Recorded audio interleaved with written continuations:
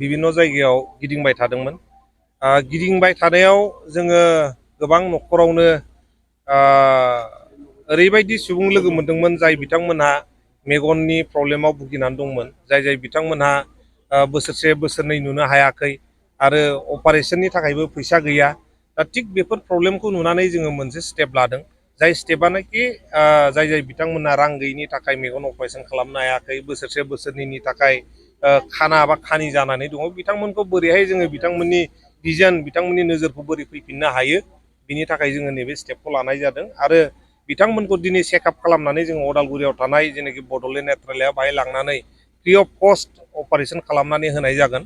थांनाय बारावबो जोङो 10 जन ट्रिटमेन्टनि थाखाय लांदोंमोन आरो बिनि गेजेरावनो 7खौ अपारेशन खालामदों।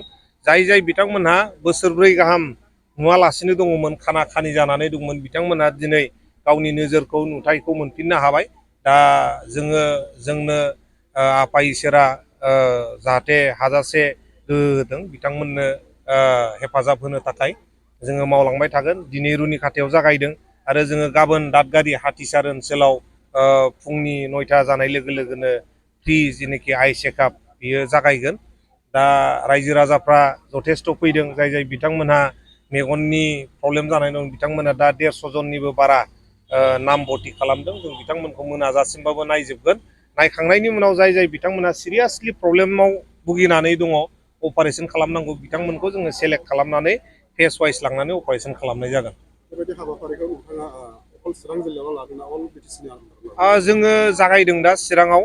दा जागायनानै जुदि जोङो मावबाय थालांनो हायोबा, जोङो बिभिन्न जायगायावबो मावलांनो हायोबा जोबोद गोजोननाय मोनगोन। जोङो जागायदों मोनसे फिसा स्टेप होननानै जोङो सानदों, नाथाय फिउचाराव जुदि जोङो बेफोरबायदि मावलांनो खाबु मोनबाय थायोबा आरोबाव चिरांनि गुबुन गुबुन जायगायाव आरो सारा बिटिसि ओनसोलावनो मावलांनो हागोन होननानै जों रुनिखाटा অঞ্চলৰ যিবিলাক চকুৰ প্ৰব্লেমত ভুগি আছিলে তেখেতসকলৰ বাবে আমি এটা ফ্ৰী আই চেকআপ কেম্প লোৱা হৈছে ইয়াতে হিৰিম্বা হলত। আৰু ইয়াতে যিবিলাক চকুৰ প্ৰব্লেমত ভুগি আছে তেখেতসকলে আহিছে। ইতিমধ্যে 150 জনৰো অধিক চকুৰ যিবিলাক প্ৰব্লেমত ফচি আছে তেখেতসকলে ইয়াত নাম ভৰ্তি কৰিছে। তেখেতসকলক আমি ৰাতিলৈকে হ'লেও চবকে চেকআপ কৰিম আৰু চেকআপ কৰাৰ পিছত যদি চিৰিয়াছ প্ৰব্লেম পোৱা যায়, যিবিলাক অপাৰেশ্যন কৰিব লাগে আৰু যিবিলাক পইচা নোহোৱাৰ কাৰণে তেখেতসকলে অপাৰেশ্যন কৰিব পৰা নাছিলে, তেখেতসকলক আমি সিলেকশ্যন কৰি ফেচ ৱাইজ ওদালগুৰিত লৈ যাম আৰু তেখেতসকলক অপাৰেশ্যন কৰি যাতে তেখেতসকলৰ যিটো দৃষ্টি শক্তি ঘূৰাই পায় তাকে আমি চেষ্টা চলাম। जोंथावना बाथ्रा, जोंनि चिरां जिल्लानि सिङाव थानाय नैबे जोंहा रुनिखाटा हिरिम्बा हलनि लांगोनायावहाय जे जोंहा मेगननि मोनसे फाहामथाय बादा बेखौ दिनैहाय लानो सिगां दोङो। आरो दिनैहाय नैबे हाबाफारिखौ जोंनि बिटिआरनि चिफ मानव गेदेर प्रमद बर' बिथांनि जोंहा OSD डक्टर सांग्रां ब्रह्मनि इनिसिएटिभआव आरो लोगोसे जोंहा बड'लेण्ड नेत्रालया जे उदालगुरि बिथांमोननि जे हेफाजाबजों दिनै मोनसे मेगननि जे फाहामथाय बादा बे हाबाफारिखौ दिनै लानो सिगांदों। आं खोब गोजोननाय मोनदों आरो जाय बिथांमोनहा नैबे हाबाफारिखौ लादों आंनि गोसो गोरबोनिफ्राय आं बिथांमोननो साबायखर जासिगोन। मानोना सासे मानसिया थांनानै थायो मेगन मोजाङै जायफ्रा दङ बेजों थांनानै थानो हायो। जायफ्रा मेगन गैया, मेगन थासेयावबो मेगन खाना जानानै थायो, दा बिथांमोनहा मुलुगा जेरैबायदि समायना बेखौ बिथांमोनहा नुनो मोना। दा बेनिखायनो नैबे हाबाफारिनि गेजेरजों साफ्रोमबो जोंनि नैबे ओनसोलाव थानाय मेगन नुयै रायजो राजाफ्रा बेहाय फैनानै जे गाव गावनि जे मेगन नुयैखौ फाहामथाय लानानै मेगन नुनायनि जे बेबस्था बेखौ जाहाथे बयबो खालामनांगोन आं आसा खालामो। आरो दिनैहाय नैबे जागायजेननाय हाबाफारि होननानै जों बुंनांगोन आरो फैबाय थानाय समाव मोनफ्रोमबो ओनसोलावनो जों बेबायदि हाबाफारि लानानै जोंनि बे ओनसोलाव थानाय मेगन नुयै मानसिफोरखौ फाहामथाय होनानै आरो जोङो मोजां फारसे लाबोनो हायो आं बेखौ मिजिं खालामो। दा बेनिखायनो आं आसा खालामगोन फैबाय थानाय समावबो जाहाथे बे हाबाफारिया जाहाथे ओनसोल नाङैनो लानानै जोंनि ओनसोलखौ मोजां फारसे लांनायाव बयबो मदद खालामगोन आं बेखौ मिजिं खालामो।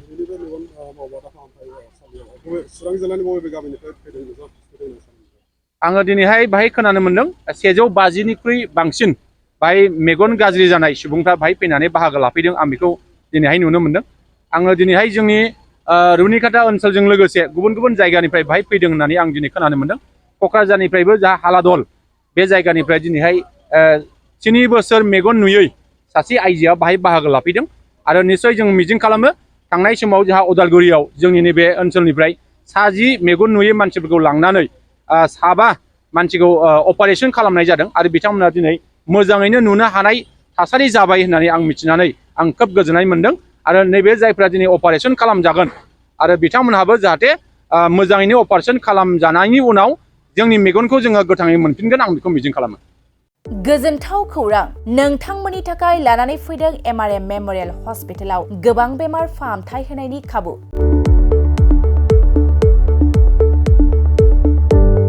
बेमारि सुबुंफोरनि थाखाय गोजोनथाव खौरां MRM मेम'रियेल हस्पिटालाव मोजां रोंगौथि गोनां डक्टरफोरजों बेमारि सुबुंफ्रा मोजां फाहामथाय लानो हानाय सुबिदाखौ लानानै फैबाय MRM मेम'रियेल हस्पिटाला।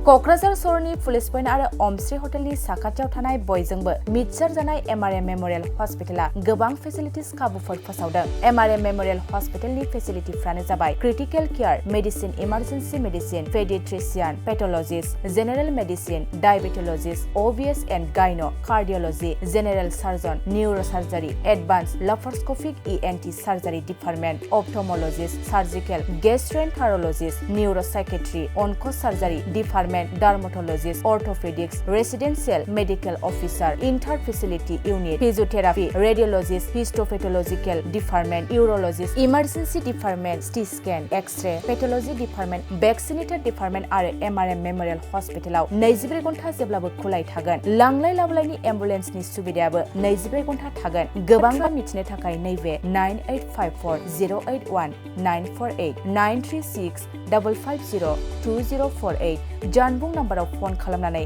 नोंथाङा मिथिनानै लानो हागोन।